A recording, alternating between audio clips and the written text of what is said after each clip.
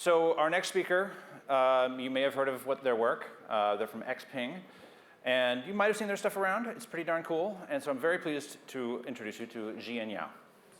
Please give him a round of applause. There you go. This is a turn the page. The green should move you forward. Okay. There you go. Hi, everyone. Good morning. Thank you. And I'm very honored to be here today. So my name is Jian, working for XPENG. Actually, I joined XPENG 2 years ago. And this morning, I just saw Carolina's name. Actually, yeah, we used to be in the, worked in NVIDIA like for almost 1 year. So today, my topic is about like our iron. You might have already seen it during our AI day. So the most human. So this title actually, I'm not sure whether the host wants us to talk about it or what. So basically, this title, when I saw this title yesterday, say our coordinator says like this is by the host. I guess the host wants us to talk about this topic. But I like yeah. Okay. Catwalk. So. Actually, I like this title, but maybe something could be more accurate. Is about we are building a robot that we want it to be human-like, most human-like, but not just catwalk, but in all dimensions. For example, the robot should be like a human. The robot should communicate like a human. The robot can self-navigate, and the last but not least, the robot can act like a human, like everyone is talking about the manipulation. So, but let's first start with the catwalk. Oh, there's no sound? Oh.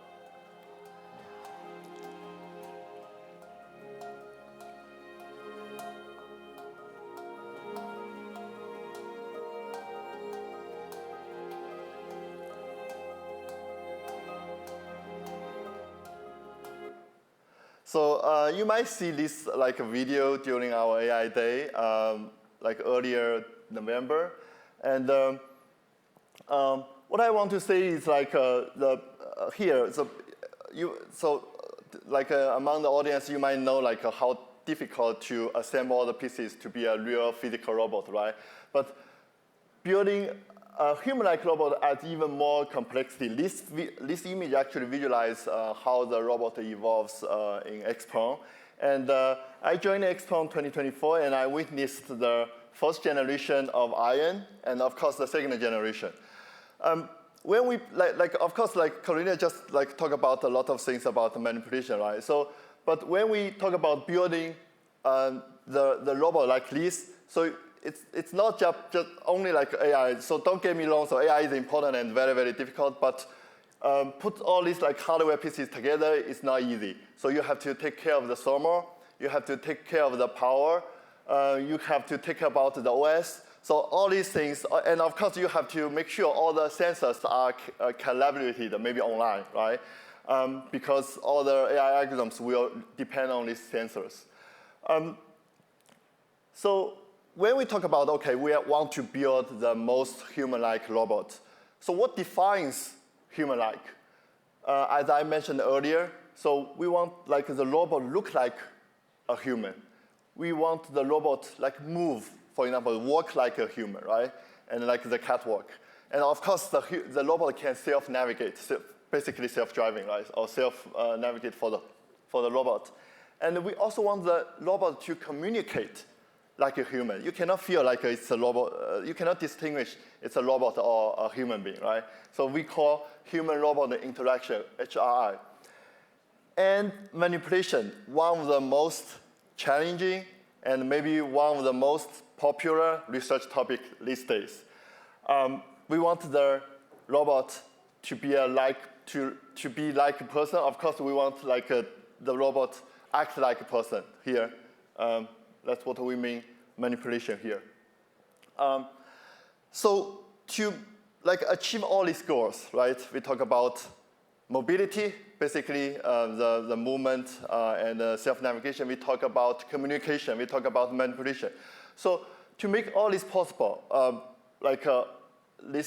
thanks to AI or thanks to the most recent advantage of progress of like large language model or multimodal large language model. So we also like leverage the most like recent development or progress in this area. So here, allow me to introduce the VLT. VLT, you can think of it as like the robot's brain. So let me give you an example. For example, you will give a command to the robot. Okay, can you grab me a water bottle from the kitchen? So once the robot receives the command, it will, the VLT will actually process this command, process the audio, process the maybe text, some text, or of course the vision, right? Then it will say, okay, maybe the first task I should do is to call the navigation function to go to the kitchen, right? Once it goes to, so then the self-navigation will help the robot to arrive at the kitchen. When it arrives at the kitchen, the brain say, okay, the self-navigation, okay, succeed. Let's move on to the manipulation. Let's grab the water bottle. And then the robot will, the VLT will call the VOA just to grab the water bottle and then come back. But when on the way back, maybe the water bottle just dropped on the floor, right? So then the VLT, our brain, VLT will say, okay, the water bottle just dropped. Then it will stop the navigation. And then we'll call the manipulation to pick up the water bottle. And once the water bottle picked up, then the brain will tell us the navigation system say, okay, you have to resume the navigation. Okay, then continue navigating to maybe the bedroom or where I give the command to the robot. So this is how VLT just help all this kind of, or put all this kind of VLM or VOA together. And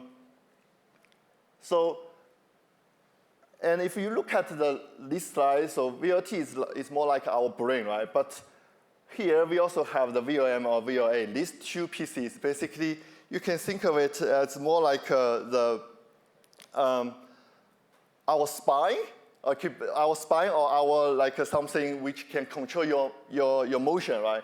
So here, we also introduce, today we also want to introduce the VOA 2.0. So this VOA basically will take the command from the VLT, and we'll also take the input of like the video input, text input, or tactile input, for example, from your hands or from your feet, right?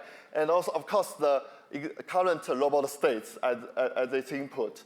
And it will output some tokens, latent tokens, and also some action tokens.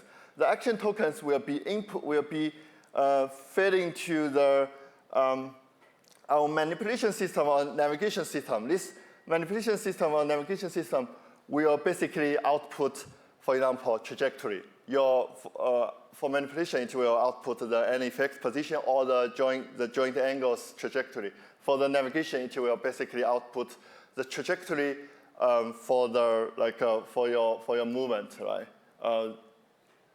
So here you can also see we have like a water simulation. This water simulation basically, for example, we all know like the manipulation navigation, it's a probabilistic model, right? Sometimes it will, for example, output several possibilities. This RL system will help us to find the best or find the one we want most.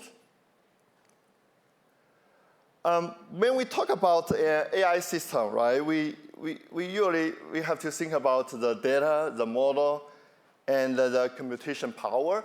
When I see the computation power, I mean like on-device computation power, because I mean all these things, our model, our computation will all happen on device. So I will talk about these three pillars. So data, these two image visualize like how we collect data in our data factory. So here I just visualize the manipulation data. So we also have a lot of like navigation data and communication data. For example, when we interact with a human, like for example, we might do some gestures. Right? This data will also be collected in this data factory. And the navigation data we're happening in different like environments, but in the same like we call it data factory. This is data. So I just mentioned computation and also the model. So one thing I want to mention, when we deploy a model on device, of course, like the thermal system or the power system, we have to think about, right? So here, if we consider like the battery, consider the thermal, we cannot deploy a very huge model on device. That means, and also another challenge is like, for example, the navigation or manipulation. We want the output to be at a very high frequency. So one thing is like we have limited computation power, we have limited power, the battery, and also we want the output to be like at a very high frequency. This is very, very challenging. So we cannot just simply, okay, we use like a Llama or Gemini or Q1 or DeepSeek and then like connect it with our action head and then do some like tuning. This is not gonna work because it's first of all, it's maybe if you deploy a very large model, maybe more than 10B, maybe it cannot even like putting on device, right? Even like you put a model like after containerization pruning, you just deploy it on the device, but you cannot just run at a frequency you want. So in XPENG, we actually co-design our model architecture and our inference engine together.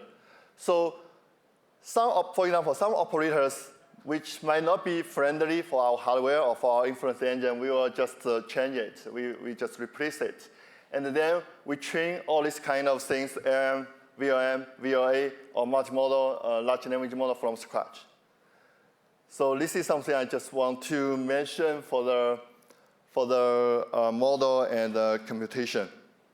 To conclude, we are building the most human-like humanoid robot in all dimensions: appearance, mobility, manipulation, and human-robot interaction. So the VLT actually is our brain, and the VLA, our action model, powers iron to move, communicate, act like a human. And also, we co-design our software and hardware, basically our model architecture and the inference engine together, so that we can fully leverage on device computation. And of course, from the data factory, we are actually scaling up our data very rapidly. Thank you.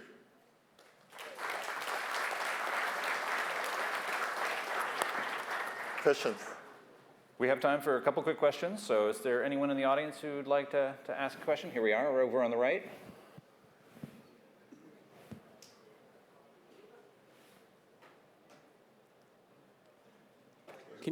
I have a question. Can you give us an estimate about when you can commercialize this robot? Good question. So actually, during the AI Day, our CEO already mentioned by the end of 2026, that's our goal. We had one more question here. Yeah, you're thinking about, right here. Yeah. Are you thinking about maybe selling components or publishing your VLA models for consumption? For some foundation model, maybe. But for VLA, maybe not. Foundation model, I mean, maybe our VLM or like our like this kind of background. But all these things, like as I mentioned, these foundation model are co-designed with our hardware. Maybe it will not be friendly with NVIDIA, JSON, or running all these chips. So, but we are considering. Yeah. One here. How reusable your robot? Or is just for one walk? How reusable is the robot, or is it just for one walk? You are talking about the use case. Yes, and what is the aim for walking human-like? Okay. I think the use cases are very clear, and we also mentioned like several times in our like AI Day keynote or like some other conferences. So there are like some typical use cases when we decided the mass production by the end of 2026. So the first thing is the robot can help our customers in our dealership. But it's very fragile. Fragile, you mean? I guess it's for one volt and it can't work. Well, of course, when we say mass production, we really will make it more reliable, and also the reliability and the usability will be a product level for sure. Yeah. Jay, quick question. Most people are familiar with VLA here. How would you describe VLT to a 10-year-old? Just 30 seconds. VLT. As I said, VLT, you can think of it as the brain. This brain, maybe everyone knows this kind of agent. It's like an agent. We are scheduling a task. We will get the feedback for each, the module, for example, navigation or magnification feedback. For example, it fails or succeed. And according to this kind of states from other modules, it will just reschedule your tasks. This is more like an agent. So in basic terms, a humanoid AI agent within your architecture. Yes. Perfect, thanks. We have one more question here in the front. I was curious, so in your VLA, when you're using whole body control and you're trying to do a task that requires using both the legs and the arms together in a coordinated way, so not just balancing and manipulation separate, but something where you have to push off with your leg or do something, and it really requires some special configuration of the entire body. Is that already something you're working on? Yeah, I think there are two parts. One part is okay, when we do a manipulation, of course we will control all the joints of our body, right? So, but that's not enough. For example, you can think of it this VLA can give you more or less precise or accurate trajectory of all the joints. But we need the IR control system to make sure it will close maybe the tiny gap when you hold the water bottle, right? So that's what I mean here in this system. Okay. I think we have time for one last question. Any other questions from the audience? We've got one right here in the front. Thank you. So far, the structure is mainly metallic, as we can see it on iron. Are you also considering to introduce more structural plastics due to weight reduction? The structure what? Are you considering to introduce more plastics in the structure to reduce the weight, actually, and thereby introduce the runtime? Okay, so I'm not sure, because personally I'm an AI engineer, so I'm not sure whether I can comment on this. But what I can see is okay, from the AI day or from some demos or from our CEO's keynote, you show more like mechanics or the motion control stuff. But offsite, we also show, for example, the manipulation capability or navigation capability, maybe in our headquarters during the AI day, which maybe not in the media here in Silicon Valley particularly. But yes, I'm working on manipulation, working on this foundation model stuff. So I'm pretty sure when we say by the end of this 2026, of course, this capability will come together with our mechanics, with our super motion control. All right, well, thank you so much. Everyone, please give Jian a big round of applause. Thank you. Thank you, John.